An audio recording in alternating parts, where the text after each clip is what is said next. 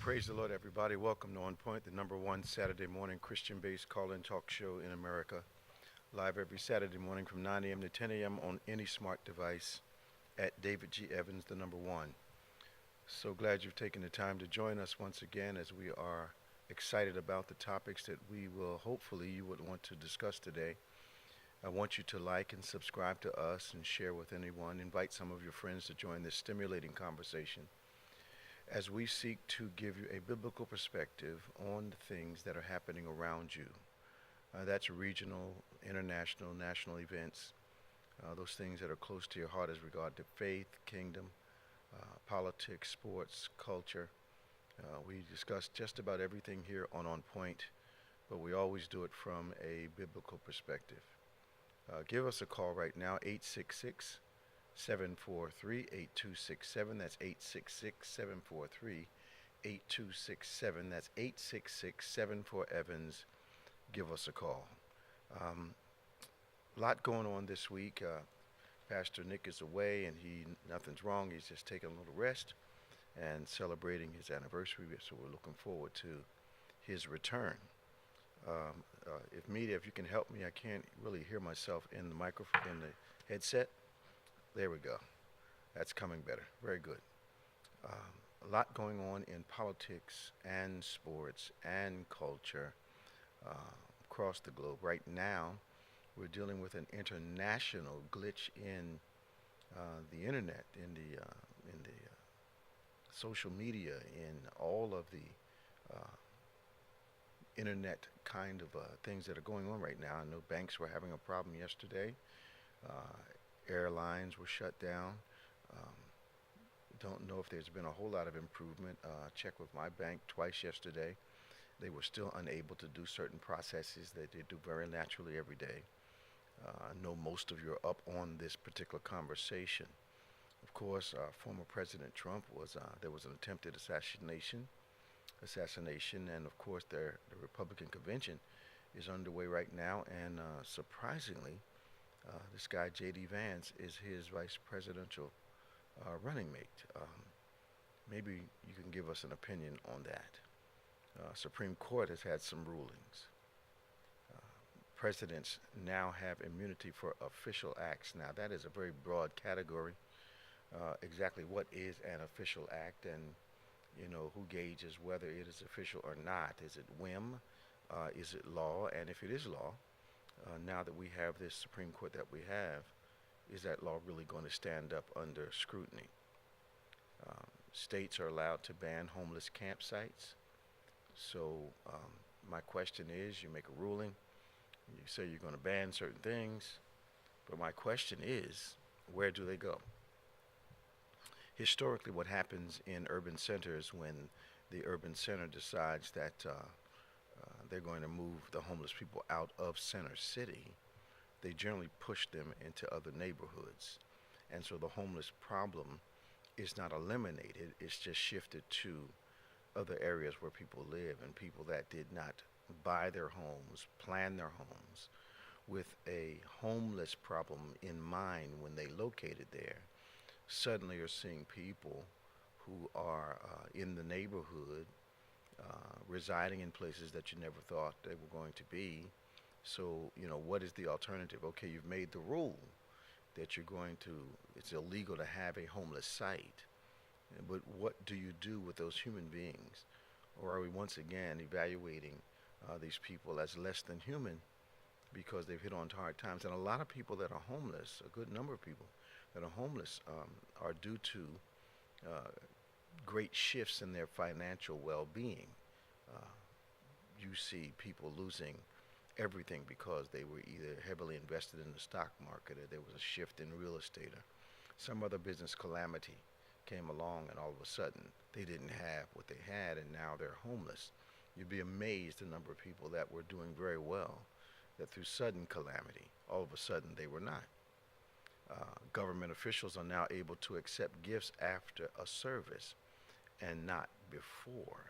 That's going to be spacious, because I remember there were times in the past when I've been to government situations and they were not allowed to receive honorariums. One of the things that I remember distinctly about my own journey was that when we were considering running for politics, when there was a seat available, and I went to see the powers that be regarding what that would entail, and they started telling me that my preaching honorariums would now be illegal, and I realized at that point that that's why a lot of people during a certain period of time, maybe 15, 20 years ago, were getting in trouble, were being arrested because they had stored up money in freezers and all, were getting paid under the table by their hosts, and ended up in trouble. And of course, there are thousands and thousands of politicians, so there must be a way that they have a system for themselves, and only some people get their hands spanked because they were didn't know what to do with the funds that they weren't supposed to get for their services in the first place. The Chevron decision was overturned, now allowing judges to limit government agencies' authority. So government has limited authority over agencies. All this seems to be just kind of taking us back to where there was no regulations for anything that helped billionaires become billionaires. Now, I have no problem with wealth, absolutely no problem with wealth at all. But I do think that capitalism without a conscience is what we're been heading towards, and what these types of legislative moves are really getting us in the arena of again, where capitalism needs impoverished people for capitalism to be successful. On the local front, Bob Menendez was found guilty on all counts. He had a bunch of stuff in his house, gold bars, cash, doing things that he wasn't supposed to do, supposedly. And let's see where he's been found guilty on every count. Now, Ron DeSantis is always in the news. He vetoes a bill that would make it easier for ex-cons to receive a cosmetology or barber license. Now, I'm not quite sure how these type of legislative minds work.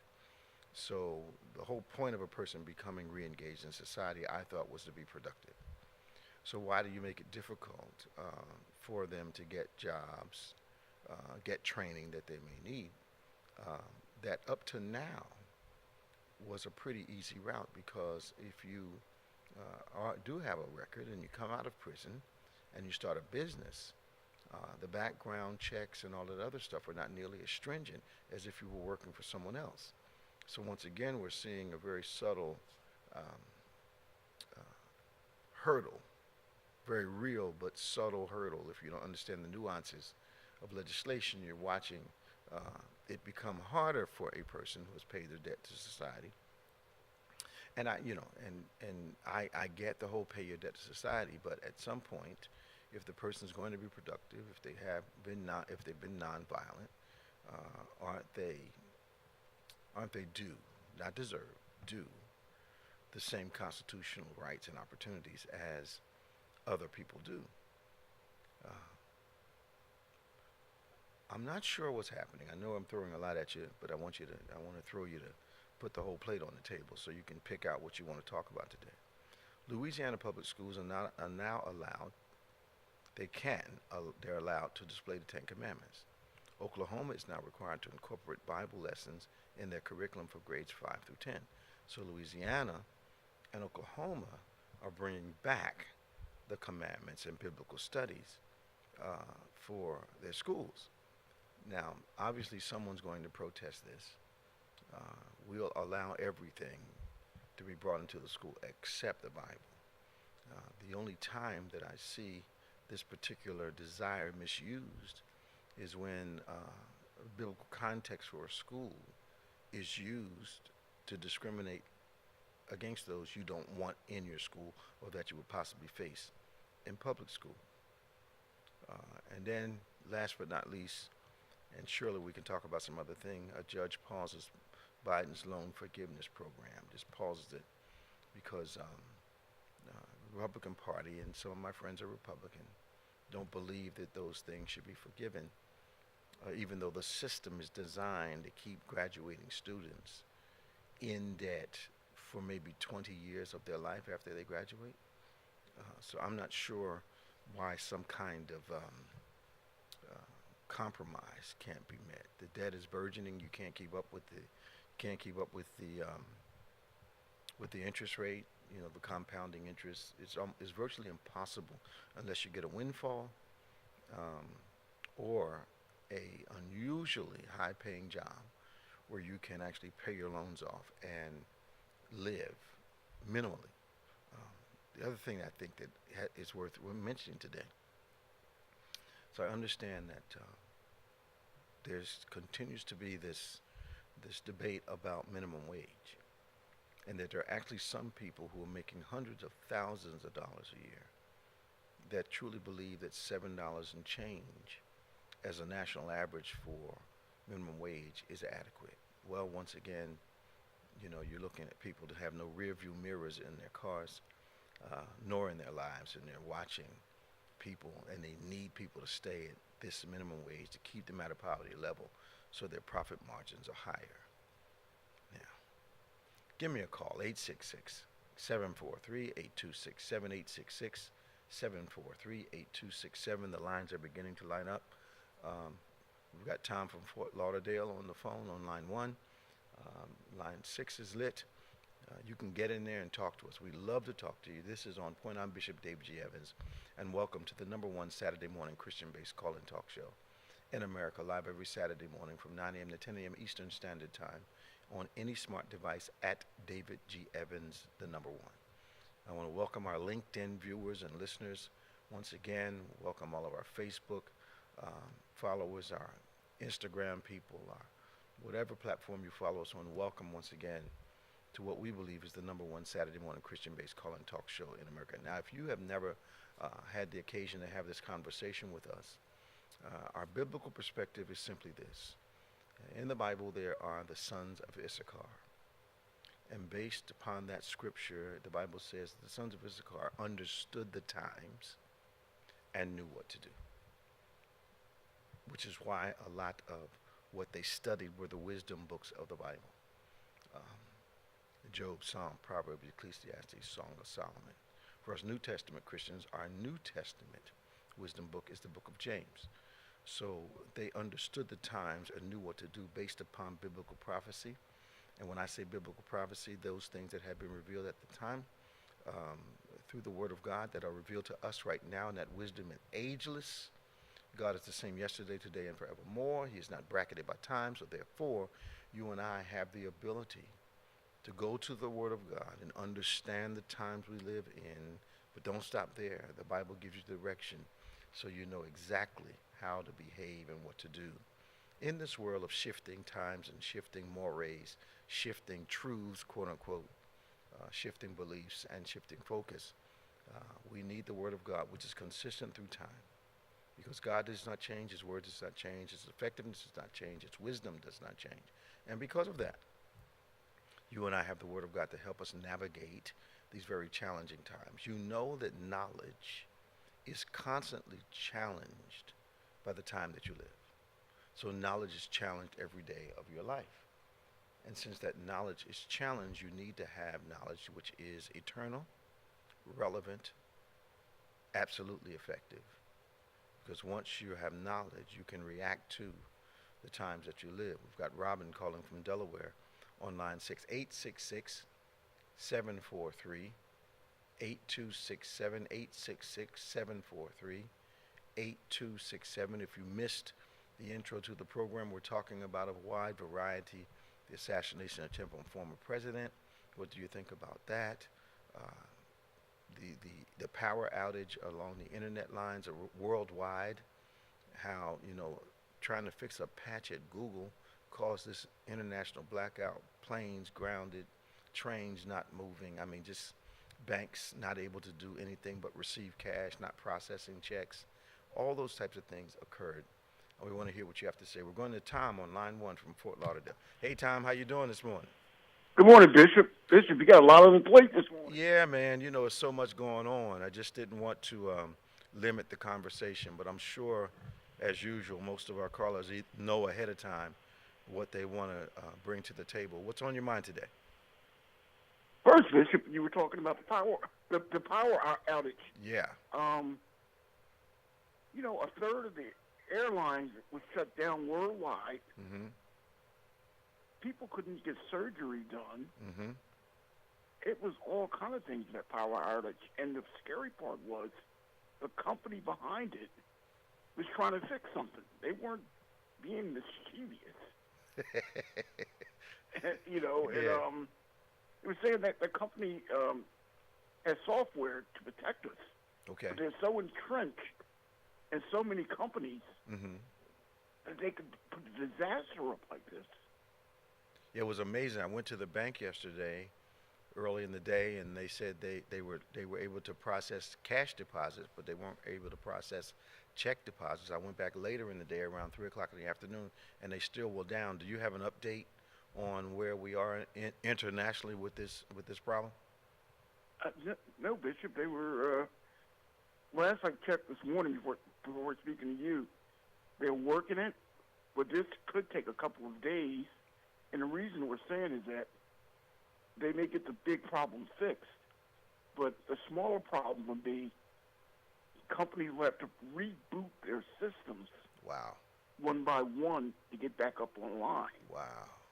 And so they got a lot of things, going on out there. Well, here's the other thing, Tom. What do you think about this, Tom? What do you think about this? So, this to me would be an indicator that there are some other alternatives that should be available. That totally going wireless probably has caused part of the problem, or left us a vulnerability that, in my own mind, I've been waiting for this kind of thing to happen.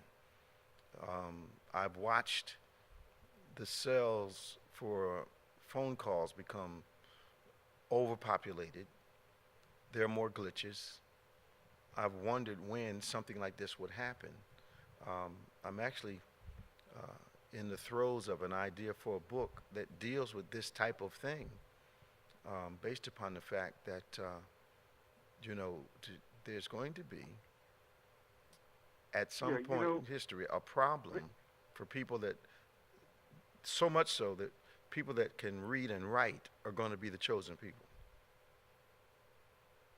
Yeah, I think it's scary, Bishop. They were, even to the point where we have to diversify from not having one company run so much, because one oops can mess up so much stuff. Mm-hmm. And from what I understand, it was Google, right? Google, they were trying to fix it.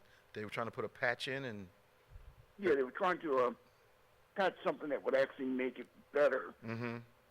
So we couldn't get broken into, or to, they were trying to protect us,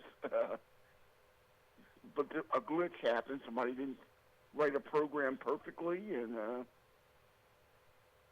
it shut the systems down. Now I wonder what advantage the bandits are looking for right now in the midst of this. How they're going to try to sneak in and get in places they couldn't get into before, so that once it is up and going, they're already embedded in somebody's system. I'm sorry, I didn't hear it last thing you said. I said I'm wondering, the bandits will probably see this as opportunity. And oh yeah, and when the system awakens, I wonder what corner they're going to be tugged into to wreak some more havoc or steal millions of dollars from various large organizations, because this it feels unprotected right now. Yeah, Bishop, I'd be making that big money if I figured that one out. You said something else. Go ahead. Yeah, man. You said something too about the homeless. Yeah. Down here in Fort Lauderdale, I've seen things go from. They had this guy down at the beach. Can't remember his name. Made national news because he was feeding the homeless in the open. They, DeSantis, they shut this guy down. Okay. But he had so much gas, and he was rich. Oh yeah, this guy, old money. So, even, they arrested him, he posted bail. It made headlines, made 60 Minutes. So they backed off the guy. Okay. But when you talk about the things they do, downtown Fort Lauderdale was getting full of homeless. Really? Oh, yeah. They put in laws you could not feed the homeless in the outside. In other words, there's a big library down here, bus terminal, where people would feed homeless people. Yeah. Well, they made it a law. You could not feed anybody outside. Had to be in the indoors. I remember pre-COVID, we were doing some mission work in Camden City, and they built a beautiful transportation center. And we went down there one year. It was new and it was, kept. And then we went down there the next year, and it had become, if you will, a place to live for a lot of homeless people. And the condition of the center was absolutely horrendous, and you literally couldn't go in there and stay in there. It was terrible. Yeah, it's kind of, and I guess my point being is that they're shuttling them from point to point. That's the point. The laws are changing every 6 months. Yeah.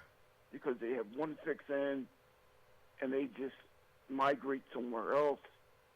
They put another, Band-Aid on it, and I don't know what the solution is going to be, but they go from point to point to point. I know one of our local cities, Camden City, became a drop-off point. You literally see people bring folks from other states, other neighborhoods, suburban areas with problems and dropping them off in Camden City because they knew at least at one time they were trying to rectify or mediate the problem, but it became overwhelming. Yeah. Bishop, when I was there in Jersey, my last job was for the Department of Commerce. Okay. And I had to deal with the homeless in our accounts. And I couldn't believe how many were in Camden. Incredible. In the homeless, in the parks. Incredible. They were in. It was amazing. And Bishop, I'm going to leave you with this one. Our ex-president, man, he talked some stuff. He said he was going to be a nice guy. Did you believe that? No. You know what? I was wondering how long it would take him to be his old, I'm going to cut you and everything else. He has not changed. This has not woke him up. No, he's in the same mindset. Yeah. Matter of fact, it was within the same speech that he flipped from "I'm this guy" to "I'm that guy who I used to be." It was amazing, and that's why it wasn't believable.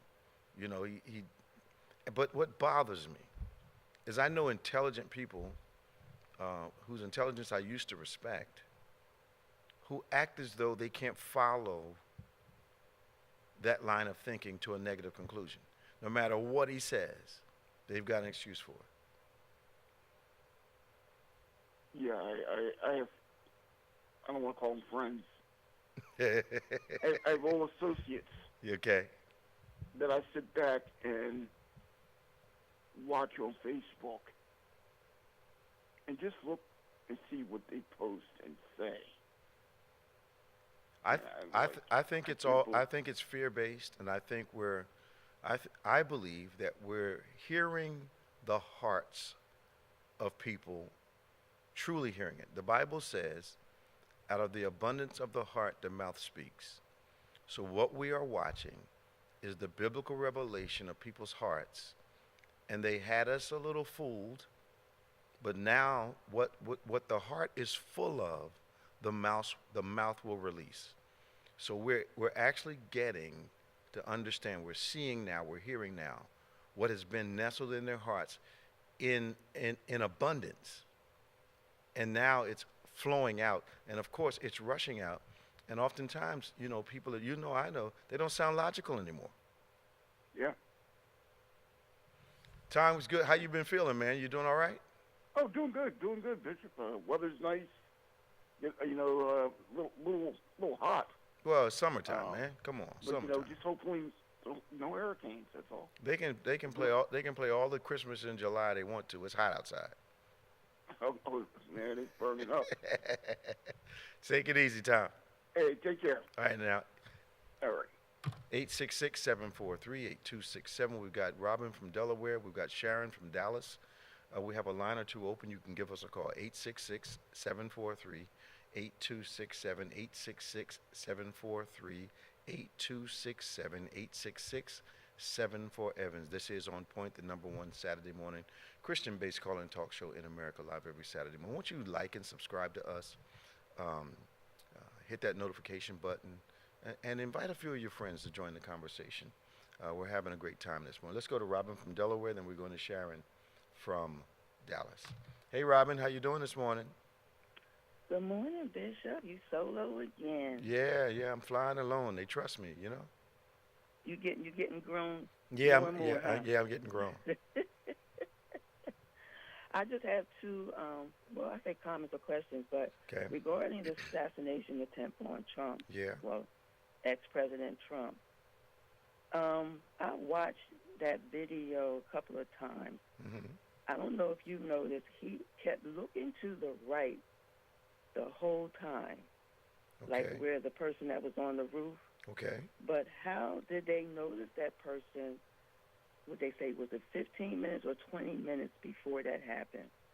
I know a lot of people on social media saying they think that was a setup. That you think they? What do you think when you watch that video, and then for them not to see, well, they saw the guy but didn't go up there to Well, get him? the security part, and I'm not a professional in those areas, but just from the layman's point of view, it didn't make any sense to me. Now, they say that they didn't put anyone on that particular roof, but they were willing to have that roof be in their line of sight because of the incline on the roof that made it unsafe for their people, the security people, the FBI and whoever, to be on the roof, on that particular roof. But they did have that roof in their sight line, which is why they were probably able to kill the young man. But on the other hand, I'm sure that a roof with an incline, that's not a new problem, and I'm sure that they've been able to cover that. I don't know whether it was a budget issue or it didn't make sense to me. Someone died, which is very, very, very important. People were terrified. He got nicked on the ear. The Secret Service guys jumped in front of him when they realized there were shots fired. The young man, very troubled, obviously, very quiet. This was not a sudden impulse for him. His family is suffering. So it's just, there's so many moving parts on this, Robin. You seem to be lending towards a conspiracy type of thing? Yeah, because, well, if it was black people, we would have ran when we heard shots.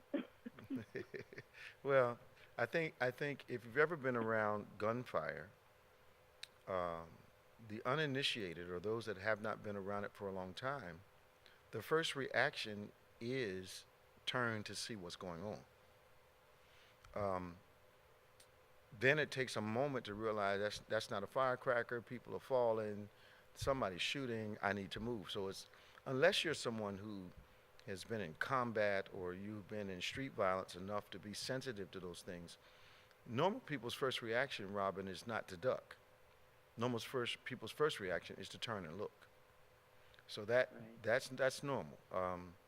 It's almost like when you're driving and an accident is about to happen and it doesn't really trigger at first a reaction. You kind of watch it and then it becomes more believable. It's a strange way that we our reflexes are contextually sensitive. That's what I'm trying to say. Right. Our reflexes are contextual. What was the second thing you wanted to ask me? Oh, yeah, regarding the glitch, whatever they want to call it, with the airlines and the banks and everything, I don't want to say a cyber attack or hack, but it was just too much. I mean, all the airlines, the banks, the tellers wasn't working because they couldn't get, anything. people couldn't open accounts. To me, I mean, I could be wrong, but to me, it's got to be more behind this. They're not going to let us know. What do you think? Well, I think that, in a world of consideration, I think you'd have to consider that, that there was some cyber attack, okay? But to me, the biggest lesson about yesterday, I believe this started on Thursday, or was it Friday? It started Thursday. It was Thursday evening, right? I think it was yesterday. Yeah. So I believe it was yesterday because some people couldn't get. One guy, yeah. I felt bad for him. He couldn't even get to the funeral he was going to. Yeah. People couldn't get to their reunion. But yeah, it's got to be more to it. The biggest lesson for me is there is now no doubt that there's a vulnerability in the system that has worldwide impact that needs to be addressed, but they also need to find out, if they haven't already, what the origin was. Now, they're giving it a very simple explanation, as they were trying to put a patch on the system at Google, but then it shows us the dependence on Google worldwide, and how did Google get so, how did it permeate, or how did it saturate as widely as it did for this kind of thing to happen when one thing was happening? They were trying to do something right, improve the system, and shut the whole thing down. But it shows me vulnerability that people have been hoping silently never, ever happened. But it finally did. And I think there'll be some reaction to that. Yeah, All right. Things is just crazy right now. Yeah. Well, thank you, Bishop. All right, Rob. I hope to see you tomorrow. All right. See you then now. Bye-bye. All right, you have a blessed day. Love you. Bye-bye. 866-743-8267. We're going to Sharon in Dallas. Hey, Sharon, how you doing this morning? I'm fine. How you doing, Bishop? All right. Welcome to On Point. What's on your mind today? Okay, I got three things. You ready for me? Go ahead. Okay, number one, I'm getting them in order. With President Biden and the defectos and the Democratic, his ram. Now, do you remember when Nancy Pelosi went over there to, I think it was China? Yes. And she stirred up all that commotion over there, and they were shooting rockets and stuff. Yeah. And people were calling for her not to come, and Biden stood behind her. Yeah. You know what she did? Now they're all turning on him, and I'm riding with Biden. Yeah. I am. Yeah. I think that whoever's driving the bus, I'm wondering if, and since you brought up Nancy Pelosi, we'll bring it up. We'll talk about her for a second. Okay. Was I the only one noticed that she was not having every good day speaking to the public, and she was halting on her thoughts, and I was with you. I saw it. Okay. And Brandon's doing the same thing versus in him. Yeah. Here's my problem. I'm not nearly as old as them, and I can remember in my 30s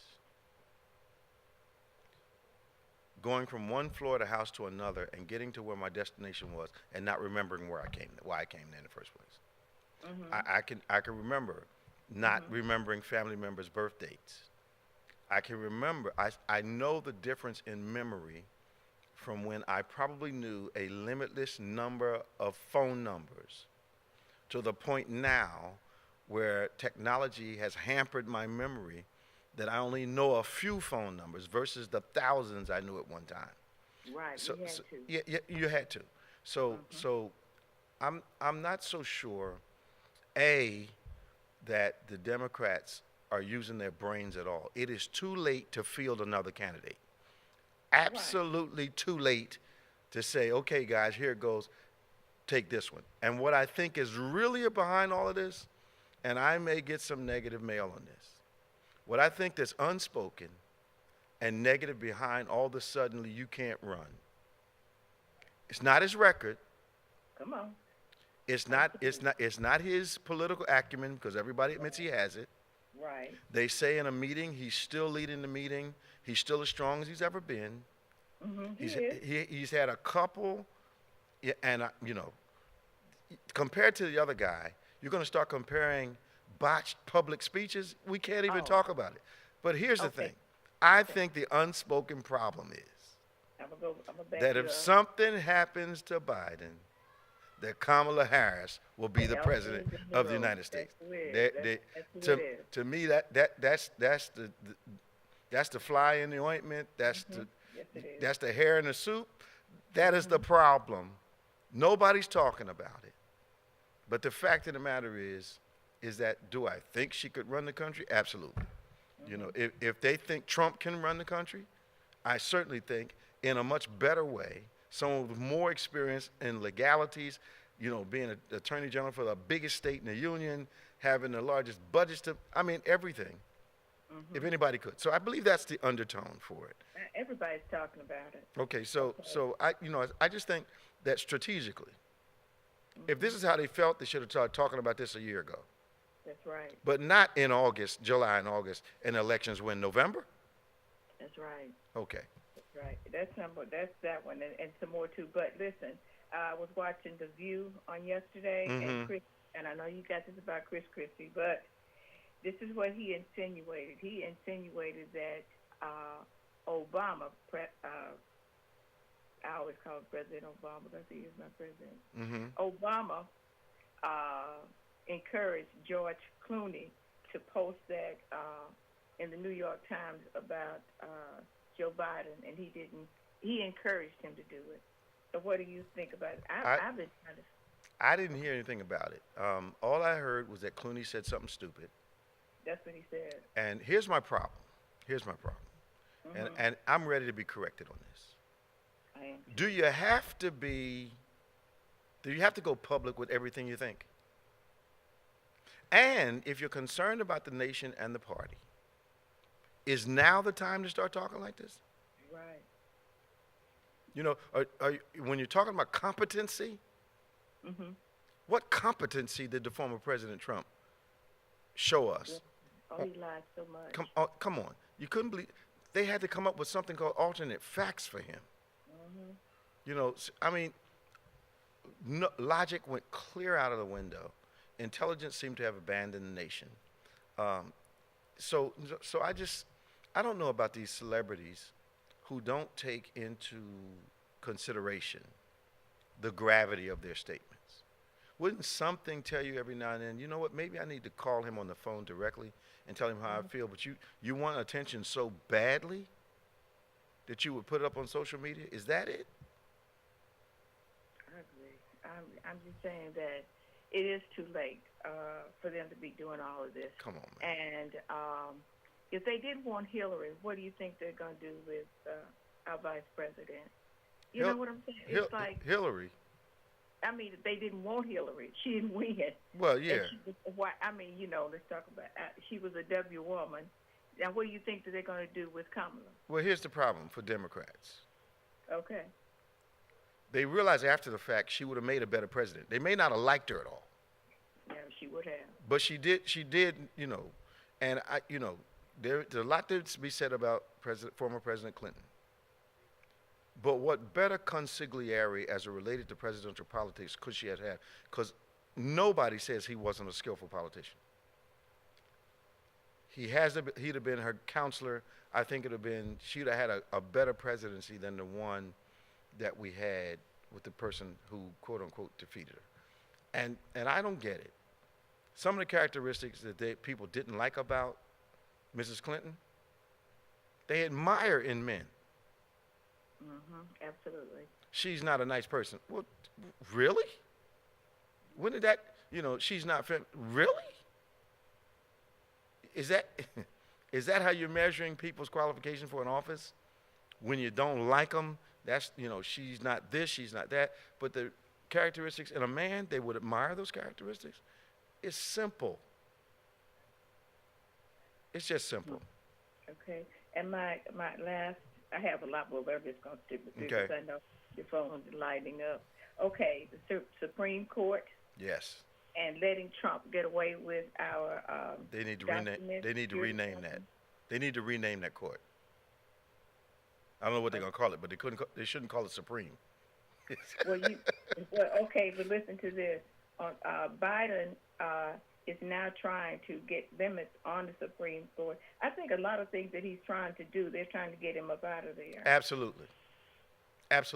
And I think the the liberal media is Yes. is adding to this foolishness. Yes, I do believe that as well.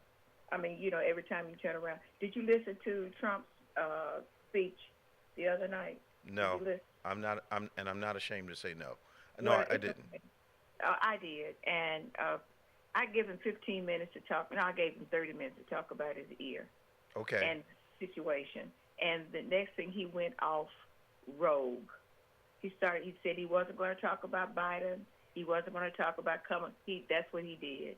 He went just, the old Trump came alive, and it was like rambling the whole time and just talking about people. And from what I could understand, the majority of the people that were there were handpicked by him. Okay. And what's her name? Yeah, I know who you mean. Dark hair lady. Yeah, you know who I'm Yeah, talking I know about. who you mean. She supported him. She came out, and I wholeheartedly. But yet and still, she was on the campaign. Haley. Haley, is that her name? Haley. Haley. Mm-hmm. Okay. And his vice president that he had chosen by way of his son.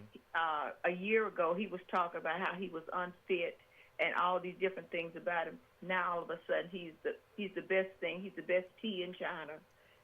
So I'm just saying. You understand clearly what that's about, don't you, Sharon? Explain.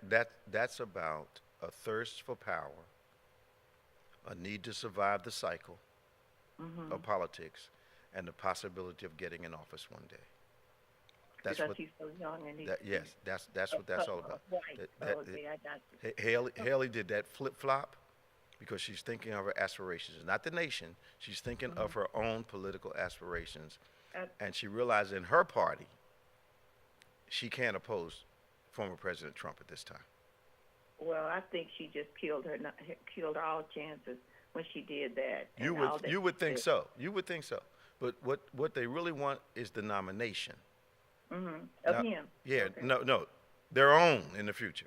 Oh, okay. You're talking about the individual. Okay, Yes. I got She wants her own nomination in the future. She wants to solidify her own position. She doesn't want to lose her local race. She's positioning herself. Why would you publicly embarrass yourself for any other reason? Okay. And I'm going to say this and I'm going to go. Okay, I was listening to something at the church. Well, I went to church last night, and they were talking about the churches now need to come together, especially in the black community, and start a voter campaign to help, if they're Democrats, to help get Joe Biden elected. You got to choose between, do you want one or the other? And so they're saying that now churches need to get involved now because that's what we used to do. And the time now is needed. Yeah, I believe you're right. Have you had any chance to read any part of Project 2025 yet? Yes, all of it. I got appointed to be on that committee at our church. Okay. Tell us what the committee summarize it for us, because what I read and what I'm reading is absolutely frightening. Scary, and that's what it is. It's really and truly to wipe out all the gains that we have made over the years, and so underneath of all of it, it's a way to get, I'm gonna call it what it is, the blacks back under control, because right now they have I forgot the name of the company. They have been working on this for the last. It started with the Tea Party, okay, and so they went underground, and they have been working on it ever since. So what it is, they're going to get rid of Social Security, all those things in the White House, in the government that neutralized and helped us get the things that we needed. They're gutting everything out. Social Security, I said, the rights for women, which they have done with Roe versus Wade, and they're not going to stop there because what they want to do is that the only way that you can get an abortion is the life of the mother. So if you've been raped or and I know this is hard on Saturday morning, but if you've been raped, incest, it doesn't matter. You're still going to have that baby. Yeah. So the things that we took for granted that we have now, they're gutting everything out. So it's like you got to go vote, period. What did your committee? I can send you some information if you need me to. Yeah, because I'm reading it myself.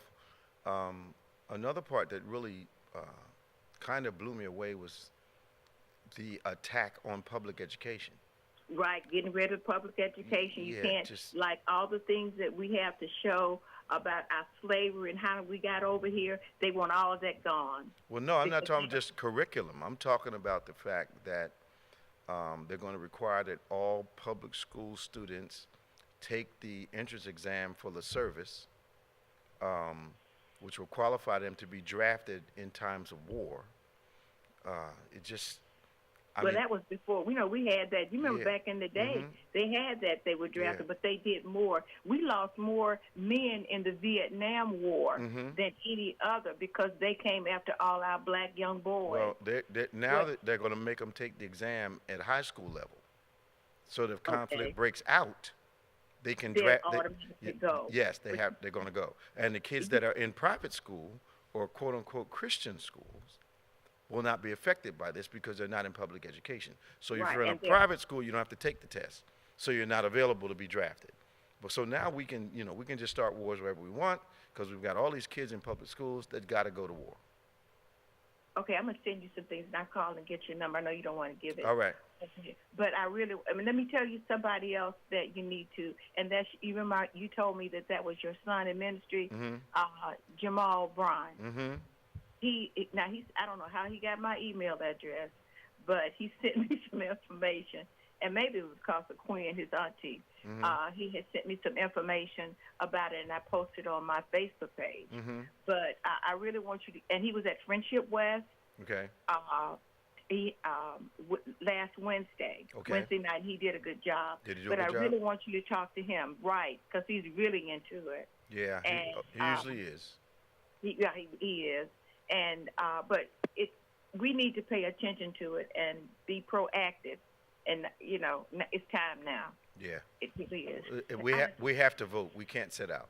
Right. So we've got to get all the churches now to come out of their little eggshell and come out from behind those pulpits and get out there and start getting their members to the polls like we did years ago. Absolutely. Absolute. Thank you, Sharon. Talk to you soon. Bye-bye. Bye-bye. 866-743-8267. We've got about 10 minutes left in the broadcast time. I'd love to talk to you. In the meantime, I want to remind you of a few things. The fourth Sunday of this month, we will be celebrating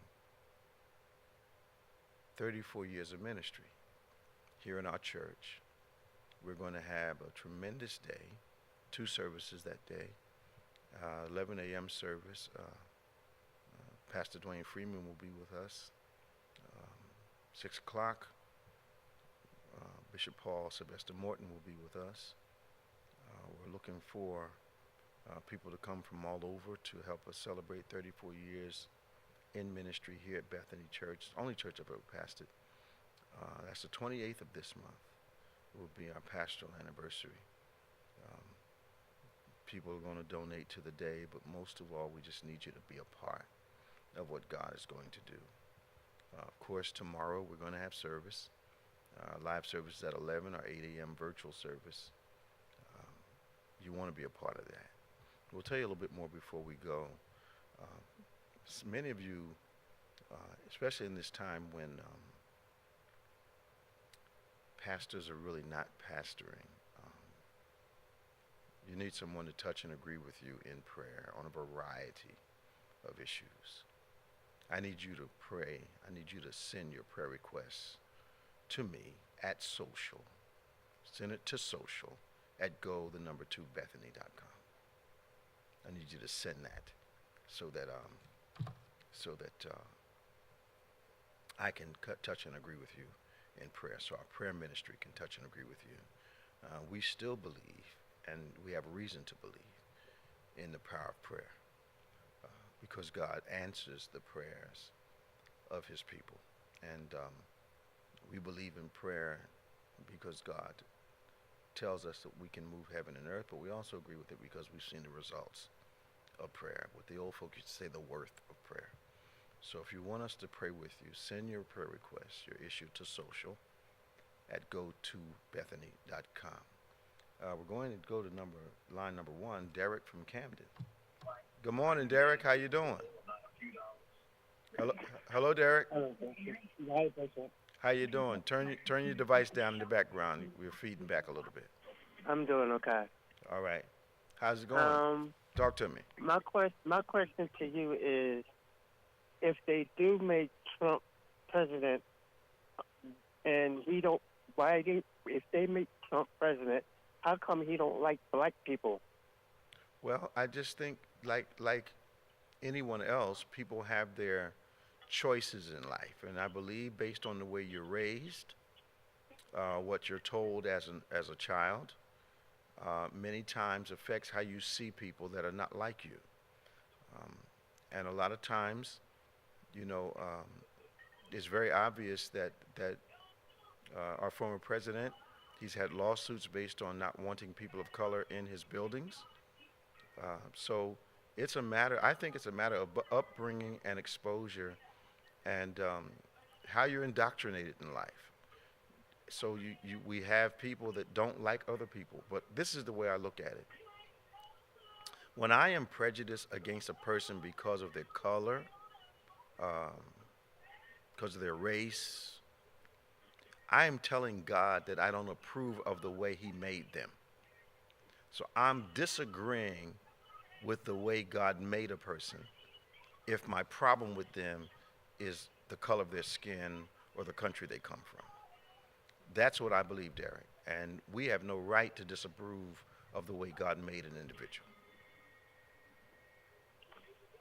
Oh, okay. Does that make sense to you? Yeah, I see what you mean. Okay. So a lot of times, anybody that is racially prejudiced is telling God, I don't approve of the way you made that person. Oh, okay. Because, he don't like black people. He was talking about burning people and doing this to black people and all this kind of stuff. Mm-hmm. And I just don't get it. Well, we're in an environment now, Derek, where people don't seem to have a need to hide what has been in their hearts for a very long time. And it's coming out now, and it's almost accepted by a certain group of people that people speak this way. But those of us that are opposed to that have to speak up also and make sure that people understand that that's not the right mindset. It certainly is not the way a Christian's heart ought to work. Somebody claims to be a Christian, that kind of hate does not work. The Bible's clear about that. If you've got hate in your heart, then you've got an issue with God hearing your prayers. You've got an issue with your relationship with God, because hate is not supposed to be in the place where love is supposed to reside. That's just plain biblical fact. So Christians especially, and there's a lot of that now, where Christians are racist, and it's not biblically correct. Okay. Did I help you? Yeah, you helped me a lot. Thank you, Bishop. All right. Talk to you soon now. All right. Bye-bye.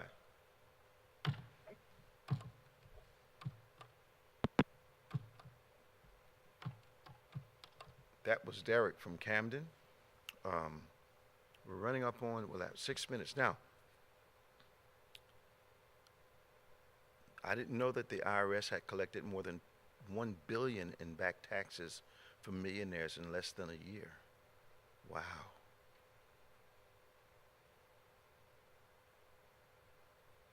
Something's going on with this. There's something in the climate that I can see from a biblical perspective. Clearly, God has shown us this culture that we're in that's contextually called the last days. And when I say the last days, I don't mean time running out as it relates to tomorrow, but the last days as it relates to events, telling us clearly, showing us clearly that we're headed towards, watch this, culturally, we're headed towards a collision that's avoidable. That some of these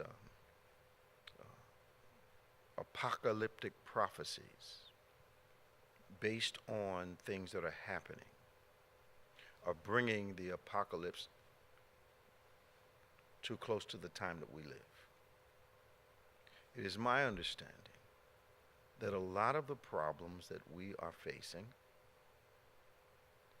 are problems that can be worked out, but it appears as though that those people that we have elected have kind of lost their way. And now politics is being fueled by fear and not by what's good for people and good for the nation. For instance, I've always believed that the homeless issue is only an issue because our government can't get together and solve the problem. I don't know how you can call yourself the richest nation in the world, the most technologically, arguably, the most technologically advanced nation in the world. I don't know how we can claim these number one positions in so many areas of life. And something as fundamental as feeding and housing people is a problem for us. It just makes no logical sense to me. We can get a man on the moon, but we can't figure out a housing issue. And we've got a housing agency which has billions of dollars.